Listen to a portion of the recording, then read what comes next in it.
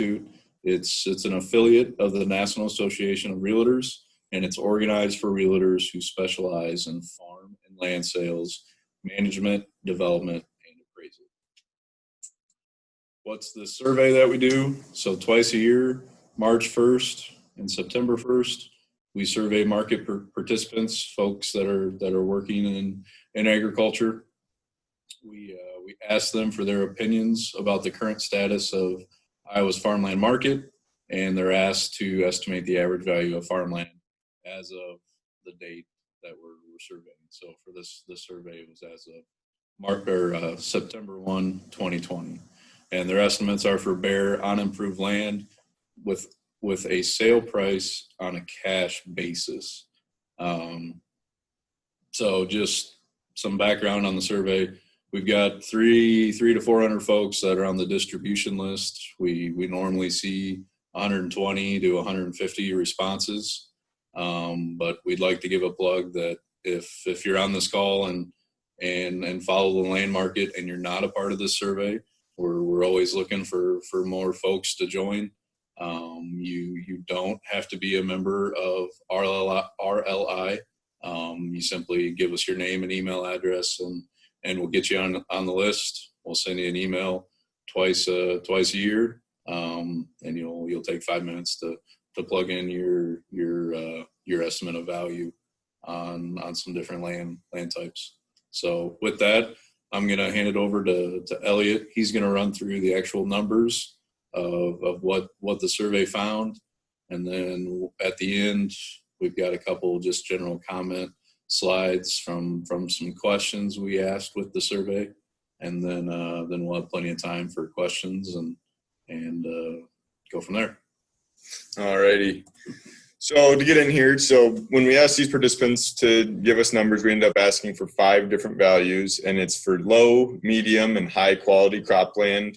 And that's up to the participant. So for Central Iowa, high quality might be a 90 CSR, but you get down to South Central, 70 CSR might be the high quality. So there's no hard set determination of what falls into each of those groups. It's just up to them. And then we also have pasture and timber acres. But for this slide here, it's taking your low, medium, and high quality and averaging all of those across all 9 regions to get you a state average of 0.0 change from March to September. So it's showing that we're in a really stable land market here. So this slide now is breaking it down into the 9 regions. And so we had a range of anywhere from down only 1.7% in North Central to up 1.3% in South Central. And so when we're looking at them, really anything less than 3% is showing a stable market. You can have one participant that might change their values by $500 an acre or something just to try and reflect that, and it can sway your numbers. So as a whole, it's showing how stable we really are. And then here, the top value that's being shown is the responses from March. And then the bottom value is the September numbers. So it's showing from September 2019 through September 2020 what we're seeing in a change in land values. And we added those together. And, you're seeing anywhere from down 1.8% in North Central to up 2.2% in West Central. So again, just for a 12-month change, when we're talking less than 3%, it's not very much. It's just, again, very stable. And then here we've got the statewide averages for, again, just the cropland, not your timber and pasture acres, but blending those 3 together for September 2019 through September 2020. And that's coming out at only a 0.1% increase. Again, just stable. It's a lot of what we're saying here today. So now we'll get into the pasture acres. And so you'll see this is the first time that the dollars per acre is showing up. But, we're more interested in the percent change. When, we are the ones who calculate that percent change. But, everybody knows that every piece of ground is different. So pasture in Polk County might look different than pasture in Wayne County. So please just try to focus on those percentages. And you see here we're up from, or anywhere from up 2.6% in Northwest Iowa, and West Central is to as far as down 2.8% in North Central. But again, nothing above that 3% mark. There's a few that are flirting with it, but overall pretty stable there as well. And then to get into the timber, again, you get into Eastern Iowa, we've got some of those changes that are 3.3 to 3.4%. That's in your area where there's a lot more of that recreational ground along Mississippi and getting down there into Southern Iowa. Slight increases, and thinking, just with the tight land market, more opportunities over there for recreational, it's kind of holding those values up. And Central Iowa, all three regions are down, but only down a maximum of 1%. So again, just showing how stable that is. And then with our numbers, we also pull in some outside sources that have land value reports to gauge where we kind of lay amongst them. And so one of them we use is the Federal Reserve for the good farmland. That's how they classify it. And their second quarter results here from April 1st, 2020 to July 1st, 2020 showed down 1%, fairly similar to what we've seen. And then from July 1 of 2019 through July 1 of 2020, they've got it at completely flat for the state of Iowa. So again, just reiterating what we had already talked about in our report. And then another one that we use is the USDA Cropland Report. And that one is a year long. So again, August 1st, 2019 through July 31st, 2020. US as a whole is completely flat. And so, us in the Midwest being a large part of the farmland, it makes sense that we reflect fairly similar values there. And then, for Iowa alone, it's down 1.2%. Again, nothing very alarming there. So with that, we'll go back to Matt here. Some general comments. So along with the survey, we polled respondents on just some basic market comments or questions. So the numbers, the last year have been pretty flat. Not a whole lot to talk about there, but there's been no shortage of market dynamics going on. So one of the questions we asked respondents was just simply, what's been the impact of COVID-19 on the land market? And the biggest theme I think the folks said was that there was kind of a 60-day pause where, maybe April and May, that's transition or traditionally a slower time anyway in the land market, but there really seemed to be a pretty hard pause on the land market for 60 days where if you had a farm for sale, it probably didn't move. It probably didn't have a whole lot of activity. And if you were a seller and you were thinking about selling, it was probably a decision you just waited to make until the dust settled. But after that 60-day pause, once we got into June, July, August, it was kind of business as usual. June and July are normally slower times anyway in the land market, and we've seen the normal uptick in volume come the end of August and September heading into October. But overall, a general theme I got from the responses was that folks still feel there's uncertainty amongst sellers. There's probably a good amount of folks that still wanted to wait to make the decision to sell until we got into August, September, and saw a few more farms move. And that's caused what was already a tight market as far as number of farms for sale to probably be even a little bit tighter. But the other general comment was folks all used a different word, but they were all based around the thought that I think everybody was surprised that COVID-19 has had little to no impact on the actual values that farmland is selling for. Few folks even mentioned they thought values were stronger because of COVID-19. But one thing we know without a doubt that COVID-19 taught us how to do was we've seen more online public auctions versus in person. That's been a tool or a trend that's been coming for the last couple of years, but still hasn't been mainstream. And for for those auctions that needed to happen in April, late March, early April, before planning started, brokers were forced to figure out Plan B. How are we still going to have this auction? And everybody's needed to have a backup plan coming into this fall. If you can't have a public auction in person, how are you going to hold it? So I think you've seen brokers and land professionals build out that arm to be able to sell properties online. And sitting now today, a lot of Iowa's been able to have in-person public auctions, but you've still seen more farms being offered strictly online versus than what you did last year at this time. So kind of some general conclusions from a land survey. Like we've said 100 times, land values are steady, and quality's king.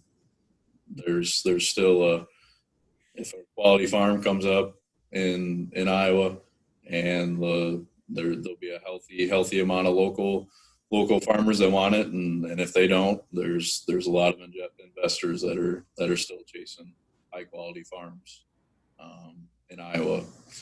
Localized volatility, we've talked about that for a couple of years, but it's still very, very prevalent in the market today. You can move the same farm 10 miles north or 10 miles south, maybe even 5 miles. And you could see a pretty significant change in what that farm sells for just by the local market and who the buyers are close to the farm. Positives for the land market that folks mentioned from the survey. There's still a limited amount of farm for sale, so supply is tight. There's still a lot of 1031 money floating around coming out of the metro and areas that are being developed. Folks that are looking to avoid a tax gain and trade their acres close to town for farmland out farther in the country. And extremely favorable interest rates. I mean, interest rates have been good for a couple of years now, but the last 6 months they've gotten even better. So we've got great long-term rates for 15, 20, 30-year money. And I think, we're seeing folks that don't even need to finance that are financing part of their farm purchases just because the interest rates are so good. Negatives that are still weighing on the land market, volatile commodity prices. We're certainly in a better spot today than we were 60 days ago, even 30 days ago. We've seen a great rally in commodity prices, but they've really just gotten us back to maybe a break even, maybe just a hair better. But commodity prices are gonna continue to weigh on the land market. Trade uncertainties, that's probably the same story as commodity prices. We've seen some great export numbers. China's been buying the last 60 days, but there's still a lot of unknowns there. Will they keep buying? Or what that's going to look like? Weather. So we've had 2 kind of significant weather events in Iowa this year. We started out with a drought in western Iowa, and it persisted throughout the summer. And by the end of August, the entire state of Iowa was in some sort of a drought. So yields will be impacted. There's no doubt. And derecho. So derecho, obviously everybody's seen the news, been around, seen the devastation. There's still a lot to be determined, I think, for folks or for growers that were affected by derecho. Some of them have been zeroed out by insurance already. Some of them are still hoping to be zeroed out, and others are trying to combine and trying to figure out what their crop's going to look like. But overall, at least in the derecho that went through Iowa, there's still a lot to be determined on what 2020 crop incomes are going to look like for producers. Another theme that's continued to be in the land market is an increase in investor buyers. They've been more prevalent the last 12, 18 months, and I think with COVID-19 and what that's done to the stock market, it's been quite the ride, and I think that's caused more folks to look at the land market and like the idea of owning a hard asset. So the big question that we're kind of asking ourselves and thinking about is is there stability ahead or just more uncertainty? We're less than 60 days out from a presidential election that's starting to make news that there could be some implications from the election that could influence the land market pertaining to change in 1031 rules or a step up in basis rules. Trade tariffs, we've seen great export numbers, but I think everybody's kind of holding their breath, seeing how long the buying lasts. And lower carryout numbers, we're year over year, our carryout's not going down, at least for corn, but at least from 4 or 5 months ago, we're looking like we're going to have a lower carryout than what we thought we were going to. Took 5 million acres away from corn back this summer from one of the reports, and we've had a drought, so we're lowering our stocks, which will hopefully help us dig out from a pile of corn sooner than later. But we've still got a lot of corn and beans, at least corn for sure, that needs to find a home. So that's with that. We'll turn it over to if anybody has any questions or comments or discussion. It might be a little harder than normal to have a discussion than what we've done in the past. But any questions or anything we can talk about? I see the one here. Does the RLI survey ask anything about trends in cash rents for 2021 season? We only do that actually on the spring survey. That is in the questionnaire for March, but it's not for the September one. So we did not get any responses for that this time around. Thank you, Dan. Gentlemen, do you mind if I jump in regarding that topic? Yep. Go ahead, Kyle. Apologize for my poor connection, but we had done a cash rent survey several years ago within the same group of respondents for this survey, and we had mixed reviews.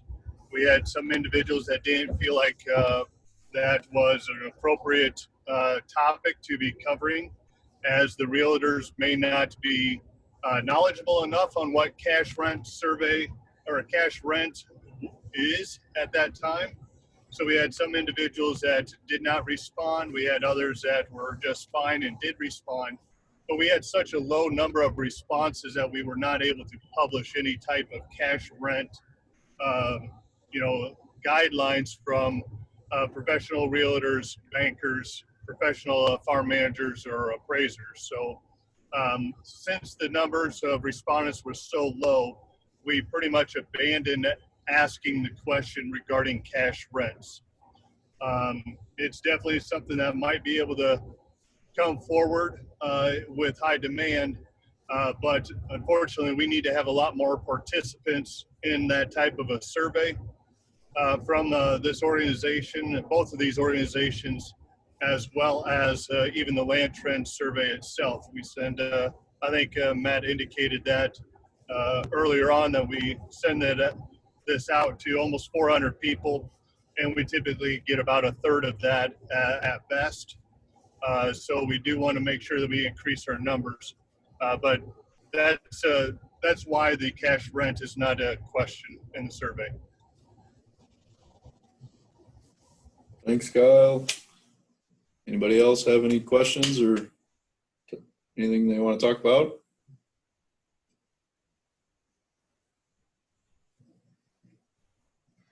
It's pretty quiet for this group usually, so feel free to unmute and ask questions if you want, or put them in the chat at the bottom.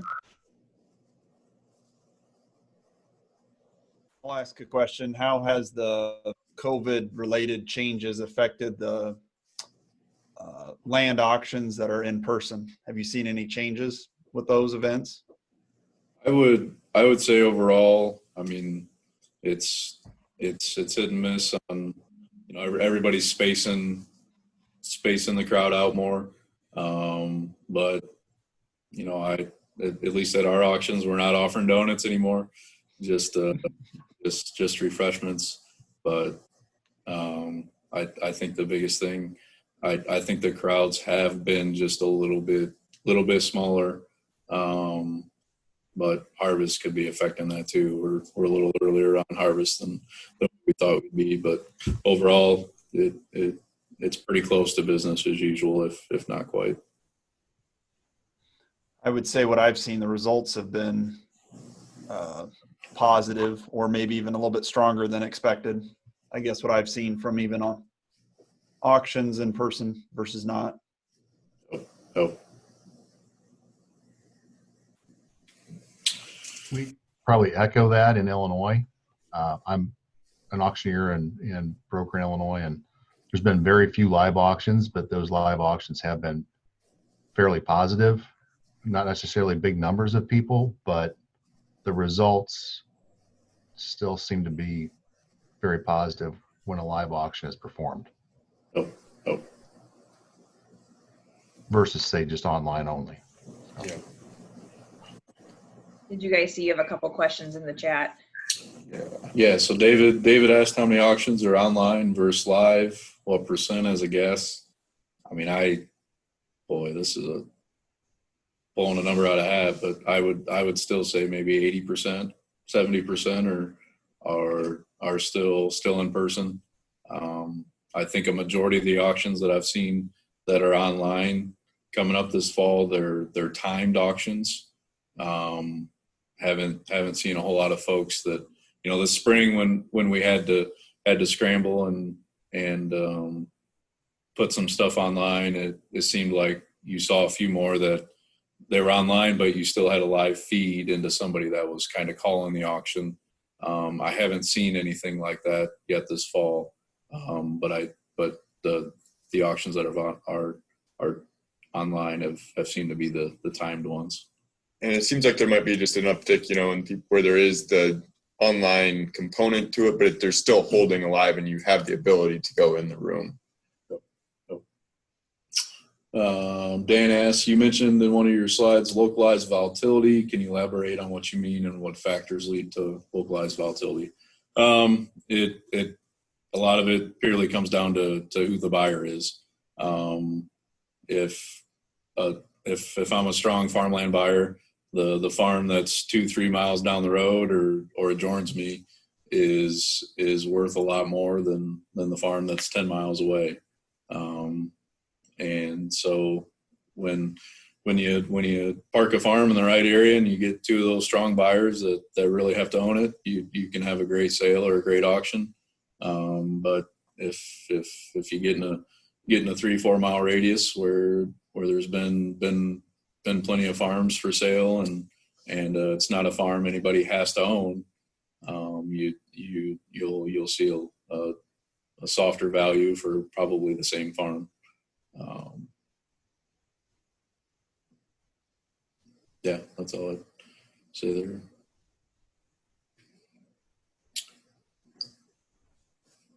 Anything else for us?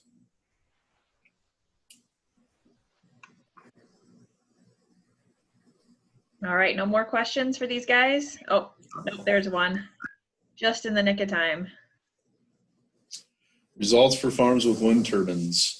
That hasn't been something we've tried to address through the land survey.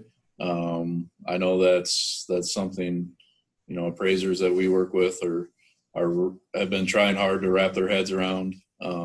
If you can ever find a comp that has a wind turbine on it, boy, those are like gold to appraisers still today. So we haven't done anything with the survey as far as land or wind turbines, but maybe someday that's something we can add as you see more farms selling with them. But today it's such a limited supply of those farms that I think it'd be pretty hard to get a good gauge from folks on it. And I would agree with you regarding the wind turbines. It's very difficult to identify, as it's kind of the eye of the beholder from how much value do you put on the wind turbines.